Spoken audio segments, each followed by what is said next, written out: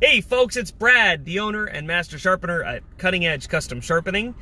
You can find us on Facebook at facebook.com/Cutting Edge Custom. Down in the description's the information. I want to go over real quick some information about how to vet sharpeners, how to vet scissor salesmen, and how to know whether or not you're getting a good deal from the shears or the service that you're providing. First and most importantly, vetting sharpeners and vetting scissor salesmen is incredibly important. Number one, how do we know that they're going to provide excellent service for our tools? Our tools are our livelihood, and it's really important to make sure that the person that's working on our tools, even if you've worked with them for years, knows what the heck they're doing.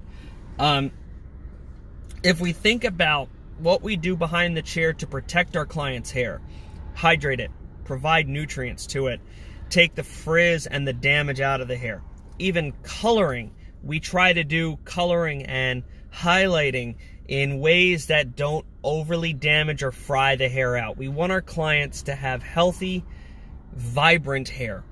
And the one way we can definitely do that is to make sure our shears are being sharpened properly and effectively. That means taking a convex scissor and beveling it is not part of that game. Burning steel, not part of that game.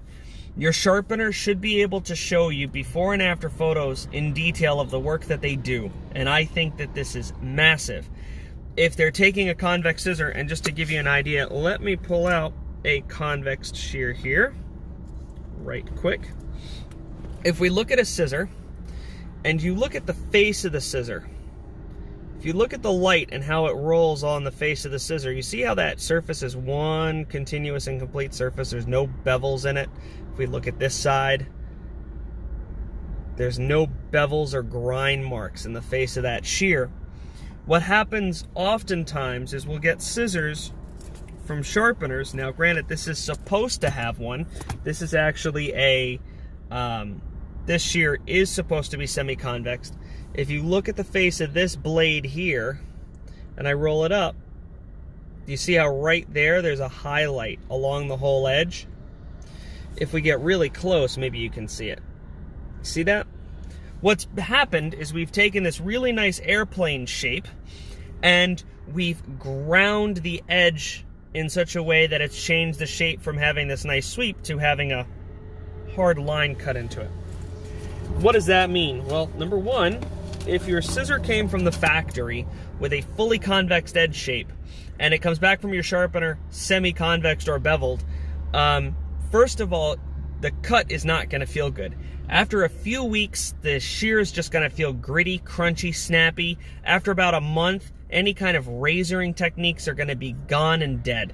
They're just not going to work well. If a shear is designed to be fully convex, it needs to stay fully convex. Number two, on the inside of the blade, here where the hollow grinding is done, can you see that shiny line right up there? See how the shiny line goes around the pivot down here? Right? If a scissors ride line is missing, damaged, swollen, or doesn't look as this scissor does, and I'll show you again, see how it's even and symmetrical and it goes right up the cutting edge here? Right? This is on the inside of the blade. You can see that there, right? If it doesn't look absolutely perfect and polished, the scissor won't cut right. So the way a scissor cuts, if you look, see how the tips look in two slightly different directions? The blades are bent in such a way to where the two blades cross each other, and that ride line gives a smooth surface for those two blades to glide along. And if that ride line isn't done perfectly, and the edge has been altered, what can happen to your client's hair? Well, first of all, you're going to be fraying it. You're going to be cutting the hair, and the cuticle and the hair column itself is going to go from having a very nice, clean, beveled cut to having a very frayed, mangled cut. Now when we go to process, color, treat, hydrate the hair's damaged. And when the hair gets wet, it swells just a little bit, it gets soft, that fraying gets worse. So it's not so much about the longevity or the protection of your shears. In fact, proper sharpening should be when you get the scissor back, it should not even look like it's been sharpened. One, that protects your scissor and makes it go from a 5-year with sharpening shear to a 30-year sharpened shear. But secondly, the commodity that walks into your salon or barbershop is your client's hair. And if your tools are being improperly sharpened, you're effectively destroying the commodity that pays your bills and your salary. Nobody can afford that. End of story. But check out part 2 of this little quick short inter video. I'm going to do it here in just a little bit. I'm actually on the road showing shears, doing some work, dropping off some shears to clients, and I'll take care of that in just a little bit. But most importantly is when you're vetting your sharpener, ask them, who trained you? Are you certified by any companies? And follow up with those companies. A lot of sharpeners say that they're certified by companies, and they're not. So call those companies. Like Shark Fin Shears. If someone walks in and says they're Shark Fin certified, call Shark Fin directly and verify that. Very often, companies like Shark Fin will find out a sharpener is not doing great work and will remove their certification. That tells you something.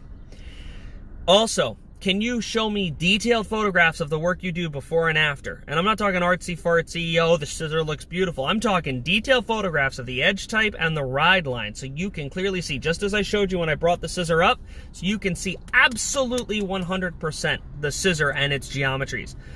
And lastly, and most importantly, well, maybe not so most importantly, what equipment do you use? Are you using a vertical grinding wheel? If so, can you provide a convex edge, or are you just going to grind a bevel into the face of the scissor?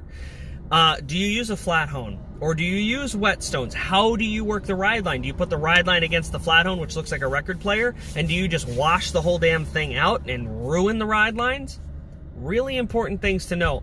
By the way, the scissor you saw with the great ride lines and that nice convex face has been sharpened probably 15 or 20 times. And if we side-by-sided that to a brand new scissor, chances are if you looked really carefully, you might be able to tell the difference, but it shouldn't be obvious. Just some helpful tips. If you need sharpening, want your sharpening verified, or you're just looking for some extra help, give me a holler. You can either contact me, my phone number, and my email address will be in the description below.